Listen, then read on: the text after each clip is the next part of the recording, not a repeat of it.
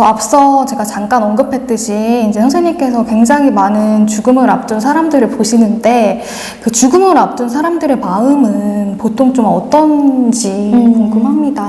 네.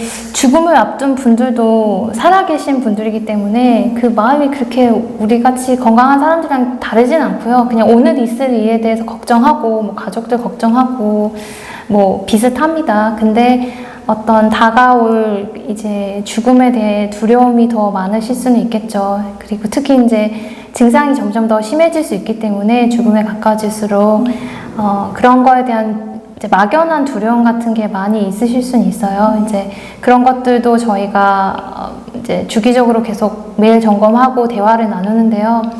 죽음에 대해서 두려워하고 뭔가 후회하거나 어떤 뭐 우울해하거나 그런 것들은 다 정상적인 감정이거든요. 네. 그래서 저희가 충분히 그런 감정들을 건강하게 표현할 수 있게 오히려 도와드리려고 하고요.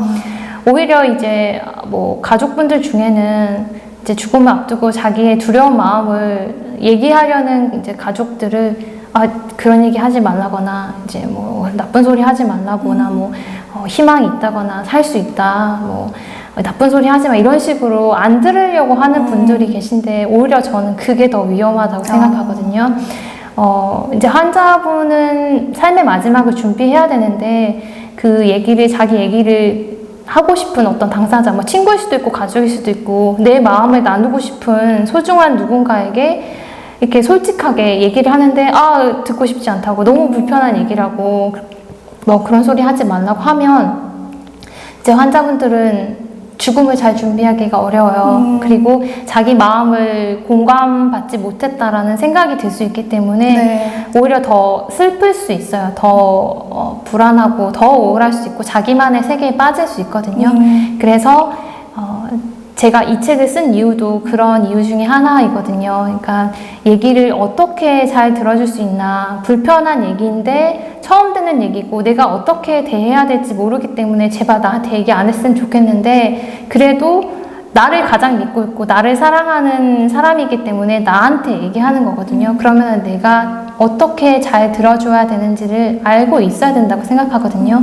이제 그런 거에 대한 교육이나 어떤 배움을 우리가 일상생활 살면서 얻을 기회가 거의 없고 뭐 학교에서 가르쳐주는 것도 아니고 직장에서 알려주는 것도 아니기 때문에 제가 이 책을 쓴 목적도 있고요.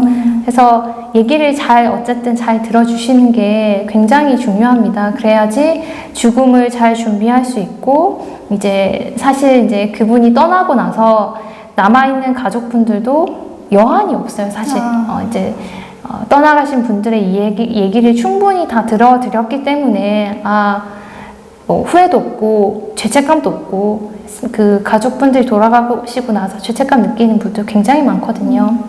그 중에 죄책감을 느끼지 않기 위한 방법 중에 하나가 기회가 있을 때 얘기를 잘 들어주시는 게 굉장히 중요합니다. 왜냐하면 나중에는 기력이 떨어지시고 이제 정신력이라고 해야 될까요? 이제 멘탈리티가 이제 그 기운을 유지를 할 수가 없거든요. 병이 진행되면 선망 상태라고 해서 혼돈 상태도 오고 기억력도 떨어지고 이제 온전한 본인의 정신으로 본인의 얘기를 전할 수 있는 시간이 그렇게 많지가 않거든요. 그래서 더 진행이 되시기 전에 가족분들이나 이제 사랑하는 친구분들, 연인, 뭐 친구분들이 다 같이 얘기를 잘 들어줄 수 있는 마음의 준비가 되는 건 굉장히 중요한 것 같습니다. 그렇구나. 그러면 이제 방금 죽음을 앞둔 사람들이 어떤 식의 생각을 하고 이제 주변 사람들이 어떻게 대해야 하는지에 대해서 잠깐 설명을 해주셨는데 이 죽음을 앞둔 사람들은 보통 어떤 후회를 많이 하는 편인지 좀 아실까요? 네. 이것도 조금 질문을 제가 꼬아서 좀 다르게 답변하고 싶은 게 후회조차도 못 하시는 분들도 굉장히 많거든요. 그냥 후회를 한다는 건 삶을 돌아본다는 뜻이거든요. 그래서 내가 삶을 돌아봤을 때 이걸 못했고 이걸 더 잘했어야 됐고 뭐 어떤 그런 후회들을 하시는 분들이 있는 반면에 너무 자기 삶을 돌아보지 않고 살았던 분들은 후회조차도 두려워서 못 하시는 거예요. 돌아보는 것조차도 너무나 힘드신 거예요. 그래서 아예 그냥 그 삶을 반추하려는 그런 과정도 없이 사망하시는 경우들도 많으시거든요. 그냥 그런 분들은 또 죽음 자체도 받아들이시는 거를 되게 거부하시고 어쨌든 그 연명치료를 끝까지 유지하려고 하시는 경우가 참 많아요. 그래서 보통은 이제 이렇게 죽기 너무 억울하다 이렇게 생각하시기도 하고 나는 항상 이렇게 피해만 있고 나는 뭐 남들을 위해서 살고 내 삶을 못 살았는데 이렇게 갑자기 죽음이 찾아왔고 나는 이걸 받아들일 수 없어 이렇게 생각하시면서 억울하게 마지막까지 화내시면서 돌아가시는 분들도 많거든요. 네. 오히려 이제 죽음을 앞두고 후회할 수 있다는 것은 삶을 돌아볼 용기를 가진 분들이세요. 그래서 어느 정도는 건강하게 살았던 분들이라고 저는 생각합니다. 그래서 보통은 후회하는 것들이 가족들과 시간을 더 많이 보내지 못한 것들, 너무 일에만 삶을 이제 쓴 것들 그런 것들이 대표적으로 많이 후회하시는 부분들이고 네. 결국에는 자기 자신과 자기가 사랑하는 가족이나 친구들을 돌보지 않고 살았던 시간들을 가장 많이 후회하는 것 같아요. 네. 자신과 가족한테 시간을 좀 더 쓸 그렇죠. 네. 그런 생각을 한다는 말씀이죠. 그래서 뭐 미래에 대한 준비하는 것도 좋고 지금 현재 일해야 되는 것들에 몰입하는 것도 좋지만 나의 안녕과 나의 그 신체적인 건강, 정신적인 건강들을 돌아보고 내 주변에 내가 사랑하는 친구들, 가족들은 잘 살고 있는지 내가 더 도와줄 건 없는지 이들이 힘들다고 얘기한 것들을 내가 바빠서 미처 다 들어주지 못하고 그냥 괜찮겠지, 잘 지내겠지 하고 그냥 넘겨버린 순간은 없었는지 그런 것들 좀 돌아보면서 살면은 후회가 좀 적지 않을까 네, 그런 생각합니다. 그렇구나. 네. 그러면 이 주제 관련해서 또 하나인데 죽음을 앞둔 사람들은 보통 남은 생을 좀 어떻게 마무리를 하시나요? 네. 그 보통은 남은 생을 어떻게 마무리해야 될지 잘 모르시는 경우가 많거든요. 그래서 그냥 살던 대로 살다 가시는 분들이 있는데요. 그런 분들은 되게 좀 좋은 삶을 사신 분들이 경우가 많아요. 그러니까 뭐 굳이 죽음을 앞두고 꼭 못했던 일이나 해야 되는 일들이 없으신 분들이에요. 그런 분들은 이미 하면서 다 살았기 때문에 뭐 남아있는 여한도 없고 뭐 더 해야 될 저희 뭐 unfinished business가 있으신지 뭐 이렇게 물어보는데요. 이제 그런 것들이 없으신 거예요. 근데 이제 갑자기 죽음이 왔을 때, 나 여기 여행도 가야 되고, 누구한테 인사도 드려야 되고, 뭐 내가 정리하지 못한 사업도 있고, 내가 남겨야 될 것들도 있는데, 언제 이런 것들 다 하지? 이거 내가 죽기 전에 다 할 수 있나? 이런 두려움들을 가지시는 분들도 많거든요. 그래서 주로 바쁘게 살았던 분들이, 어떻게 보면 남들이 봤을 때는 훌륭한 삶이죠. 좋은 삶을 살았던 분들이 삶을 마지막을 갑자기 맞이했을 때, 뭐부터 해야 되지? 이게 맞는 건가? 되게 혼란스러워 하시는 경우가 많은데요. 이제 저희 같은 이제 호스피스 완화의료 의료진이 삶의 우선순위를 잘 정비할 수 있게 도와드리는 역할도 하거든요. 네. 그래서 무엇을 정리해야 되고, 어떤 정리를 먼저 해야 되고, 누구를 만나서 마지막 인사를 나눠야 되고, 무엇을 어떻게 남길 것인지 그런 것들을 저희가 가이드해드리는 역할을 하고 있습니다. 네. 그렇구나. 네. 선생님, 그러면 이제 이 수많은 죽음을 지켜보시면서 이게 좀 핵심일 것 같은데, 이제 깨닫게 되신 것들을 좀 여쭤보고 싶어요. 이제 무수히 많을 것 같긴 한데, 몇 가지만 좀 정리해서 말씀해 주실 수 있으실까요? 네. 제가 이제 앞서 말씀드렸던 부분과 분명히 겹치는 부분이 있는데요.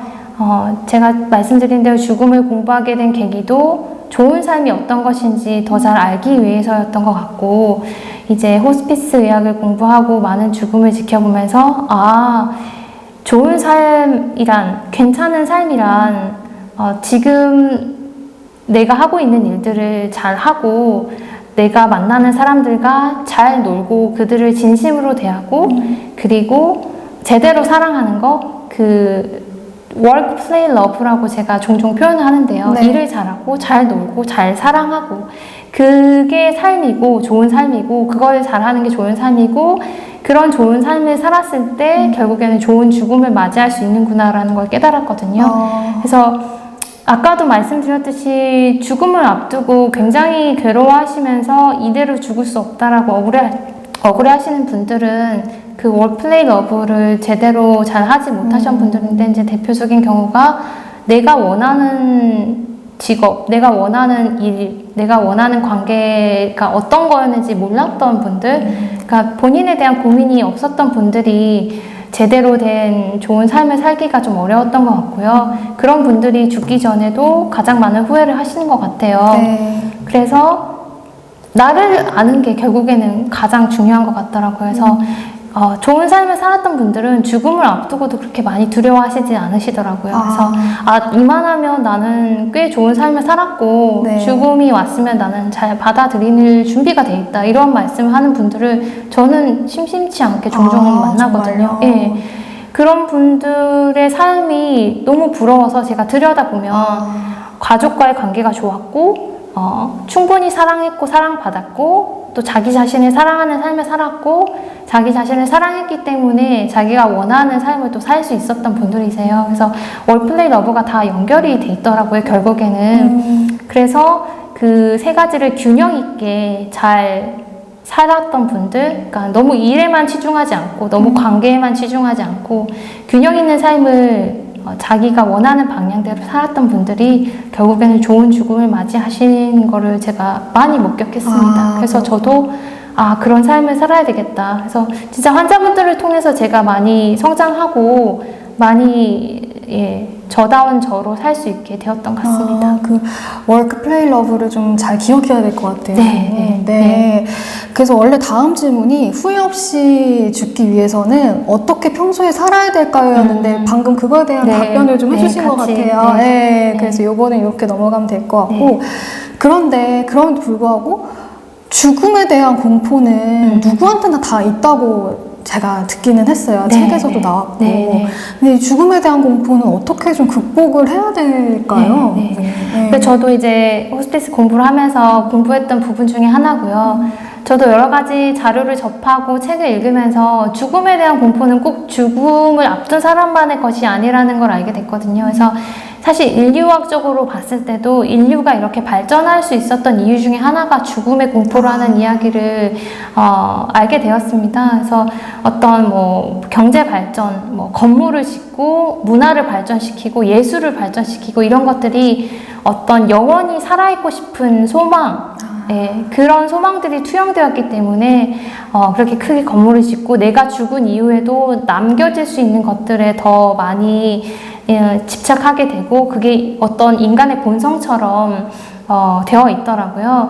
그래서 이제 죽음은 어떻게 보면 우리한테 나쁜 것만은 아니구나. 우리가 인간으로서의 어떤 잠재력을 충분히 발휘할 수 있게 하는 게 죽음이구나. 죽음이라는 한계가 있기 때문에 우리가 지금 더 풍요롭게 어쩌면 살 수 있는 건지도 모르겠다, 이런 생각을 하게 됐는데요. 그럼에도 불구하고 죽음은 두렵고요.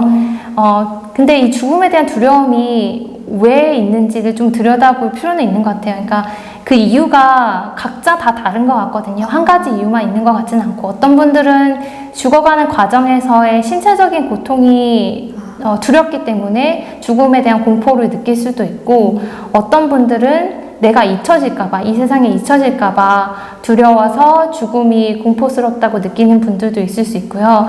그리고 크게 아파 보신 분들은 아시겠지만, 아무리 옆에서 친구가 손잡아주고 가족들이 도와줘도 이 병을 앓고 치료하는 과정은 온전히 본인 혼자서 감당해야 되는 과정이거든요.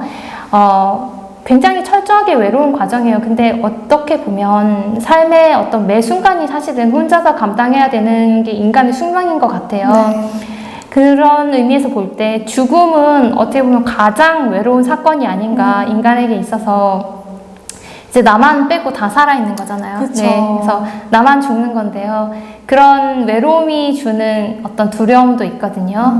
그래서 이제 이 두려움을 어떻게 극복해야 되는지 생각해 보면, 사실 여러 이제 고대 철학자들부터 이 죽음의 공포를 어떻게 극복하실 것인가에 대한 얘기는 굉장히 많이들 하셨어요. 그래서 보면은 몇 가지 요약해서 보면은 어차피 죽음의 순간에는 우리의 의식이 없기 때문에 죽음을 진짜로 경험하는 게 아니다. 죽어가는 과정을 경험할 뿐이지 죽는 순간에는 우리는 그 실체를 경험할 수 없기 때문에 두려워하지 않아도 된다고 하는 이제 이론도 있고요. 그런 이제 철학자도 있으셨고, 죽은 이후의 삶 자체는 태어나기 전의 상태로 돌아가는 것이기 때문에 그냥 태어나기 전으로 돌아간다라고 생각하면 그 공포가 좀 낮아질 수 있다라고 하신 분도 계셨고, 그 실제로 뭐 저는 이제 사후생에 대해서는 별로 공부를 안 해봐서 잘 모르지만 그런 쪽에 공부를 하신 분들은 이제 어떤 죽음 직전에 일어나는 사건이나 사고가 굉장히 이제 트라우마틱할 때 어떤 뭐 교통사고라든지 그런 순간에 굉장히 고통스럽게 죽을 것 같지만 그 순간에 영혼이 빠져나가서 그 고통의 실체를 실제로는 감각적으로 경험하지는 못한다고 해요. 그래서 그런 것들을 또 염두에 둘 때 죽음의 그러니까 두려움을 조금 낮출 수 있지 않나 하는 생각도 하고요. 네. 실제로 현실에서 우리가 죽음의 공포를 낮추기 위해 할 수 있는 일은 서로를 기억하는 일, 내 곁에 누군가가 있다는 것, 나를 사랑하는 누군가가 있다는 것, 혼자가 아니라는 것, 어떤 존재, 내 곁에 있어주는 존재 자체가 가장 도움이 되는 일 아닌가 싶습니다. 그러니까 내가 두려워하는 순간에 누군가 손을 잡아주거나 내 두려움을 아까 말씀드렸듯이 이야기를 잘 들어준다든지 이야기를 들어주고 공감을 받을 때 우리는 서로가 연결되어 있다는 느낌을 받거든요. 네. 그러면은 그 공포가 훨씬 낮아질 수 있거든요. 예, 근데 뭐 이야기를 할 수 있는 상황도 아니고 그저 너무 힘들어하고만 있다면 그냥 옆에서 가만히 있어주고 누군가가 나를 위해서 시간을 쓰고 있고 노력을 하고 있고 내 곁에 있어준다는 것만으로도 사람은 위안을 얻거든요. 혼자가 아니라는 네. 생각이 들고 그런 과정들이 죽음의 공포를 극복하는 데 가장 중요하지 않나 싶습니다. 이게 주변인들한테도 조언이 될 것 같아요. 네. 그래서 원래 그 다음 질문이 이제 내 곁에 소중한 사람, 예를 들어서 뭐 가족이 죽어간다면 이걸 어떻게 나는 마음가짐을 가져야 되는지 그거에 대해서도 좀 궁금한데 네. 어떻게 해야 될까요, 선생님? 제가 이 죽음을 읽는 시간이라는 책을 쓸 때도 이 부분을 꼭 포함하고 싶어서 여러 사례들을 이제 모아보기도 했는데요. 이제 사실 본인 마음도 힘들어요. 이렇게 사랑하는 사람이 잃는 것 자체는 굉장히 살면서 겪을 수 있는 가장 큰 고통 중에 한 가지이기 때문에 자기 마음도 다스리기 힘든데 내가 그 죽어가는 사람 어떻게 하면 더 잘 대해줄 수 있고 마음 편하게 해줄 수 있는지는 굉장히 쉽지 않은데요. 죽어가는 사람을 대할 때나 그냥 일반 우리 친구나 뭐 새로 만나는 누군가를 대할 때도 저는 다 마찬가지라고 생각해요. 결국에는 인간관계나 사람 사이는 다 비슷하다고 생각하기 때문에 쉽게 말씀드리면 웃겨주거나 웃음을 보여주거나 그 두 가지 중에 하나만 하면 된다고 생각해요. 그러니까 두 가지 다 이제 쉽지 않을 수 있는데요. 네. 죽어간다고 해서 슬퍼만 하지는 않았으면 좋겠어요. 물론 슬픈 마음은 너도 알고 나도 알지만 막 그 슬픔에 그냥 못 이겨서 너무 이렇게 우는 것도 물론 우는 것도 나쁘지 않고 필요한 과정이지만 네. 남아있는 사람의 시간이 너무 아깝잖아요. 울면서만 보내기에는 이제 남아있는 시간이 조금이라도 더 행복할 수 있게 도와주는 게 저는 더 중요하다고 생각하거든요. 네. 그래서 지금 또 이제 죽어가는 과정에서 뭐 나 장례식은 어떡하지? 내가 뭘 남겨야 되지? 내 짐은 어떻게 정리하지? 뭐 그런 현실적인 일들이 있거든요. 그러니까 네. 그런 현실적인 일들을 적극적으로 도와주신다거나 내가 뭐 해줄 수 있는 거 있어? 내가 뭐 알아봐 줄까? 내가 뭐 대신 맡아서 정리해 줄까? 뭐 그런 것들을 오히려 이제 얘기를 꺼내면서 직접적으로 도움을 주시는 것도 굉장히 필요하고요. 그게 아니면 뭐 오늘 있었던 일상에 대해서 얘기하면서 지금 이 세상이 어떻게 돌아가고 있고 내 하루가 어떻게 돌아가고 있고 그런 얘기를 나눔으로 해서 그 환자분들이 이제 죽어가는 분이 혼자가 아니고 나도 이 사회의 일부이구나 나도 이 사회에 소속돼 있구나 그런 것들 소속감을 계속 느낄 수 있도록 해주시는 것도 좋고요. 아니면은 그 이제 죽어가시는 분의 어떤 과거에 있었던 뭐 이루었던 업적이나 뭐 어떤 해냈던 중요한 일들, 어떤 보람을 느끼거나 이제 자부심을 느낄 만한 그런 일들을 상기시켜주면서 우리 그때 이런 일이 있었잖아. 우리 너 그때 정말 대단했는데 너 그때 멋있었어. 뭐 이런 것들. 너 진짜 잘 살다 가는구나. 이런 것들을 자연스럽게 얘기해 줄 수 있을 만한 사건들을 상기시켜 주는 거예요. 네. 이제 그런 것들도 굉장히 도움이 많이 되고요. 결국에는 내가 이만하면 좋은 삶을 살다 가는구나. 그리고 이런 얘기를 나눌 수 있는 누군가가 내 삶의 마지막에 곁에 있구나. 그 자체만으로도 이제 충분히 마지막에 좋은 시간을 보낼 수 있게 될 것 같습니다. 네. 그렇군요, 선생님. 그러면 이제 방금은 죽어가는 사람한테 어떻게 대해줘야 되나에 대해서 말씀해 주셨는데, 만약에 내 곁에 소중한 가족이나 소중한 사람이 죽었다면 그 이후로는 마음을 어떻게 다잡는 게 좋을까요? 네.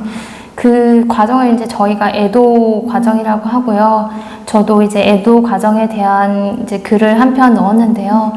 애도는 저는 사랑이라고 생각해요. 이제 그 이소라님 노래 중에도 그런 노래가 있어요. 사랑이 끝났다고 말하지 말아요. 뭐 제목을 제가 정확하게 기억이 안 나는데요. 네. 내 사랑이 사랑이 아니라고 말하지 말아요. 그러니까 사랑하는 이는 떠났는데 내 사랑이 아직 식지 않은 그 슬픔을 애도하는 노래가 있거든요. 근데 저는 그 노래가 굉장히 좋은 노래라고 생각해요. 왜냐하면 애도 과정이 그 노래 가사말과 똑같거든요. 사랑하는 대상은 상실했지만 내 사랑은 아직 끝나지 않았어요. 그래서 이 우리가 사랑을 시작하는 것도 마음대로 사실 안 되잖아요. 사랑은 어느 순간 갑자기 찾아올 수 있고, 내가 사랑을 언제 끝날지 내가 결정할 수 없고, 사실 사랑의 강도도 내가 조절할 수 없는 게 맞거든요. 그래서 사랑 앞에서는 우리가 무기력하다는 걸 인정해야 된다고 저는 생각해요. 그래야지 진정한 사랑을 할 수 있다고 생각하고, 근데 애도도 마찬가지예요. 이 사랑이 나는 끝나지 않았는데 왜 이제 그만 잊어야 되지 않냐, 네 삶을 살아야 되지 않냐, 이제 그만 좀 해라, 그만 울어라, 그만 슬퍼해라. 그게 전혀 도움이 되지 않는 말이거든요.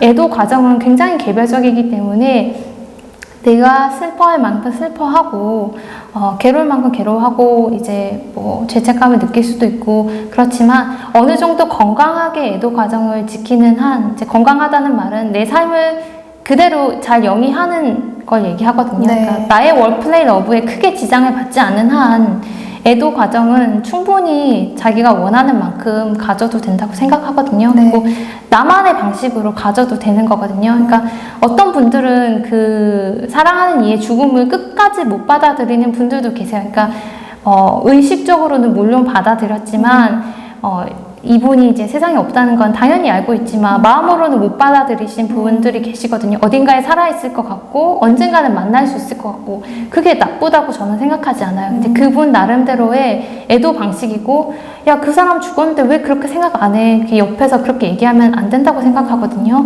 그 각자의 애도 방식을 존중하되, 만약에 그 애도를 겪는 분이 자신의 일을 못하고 자신의 놀이, 친구들과 만남을 못하고 뭐 집에만 있는다든지 혼자 고립된다든지, 그리고 이제 뭐 가족들을 챙기지 못하고 스스로를 챙기지 못하는 상태가 됐다면 어떤 전문적인 도움을 당연히 받으셔야 되지만, 그러지 않고서는 충분히 개개인의 애도 과정을 겪으시는 게 맞다고 생각하고요. 네.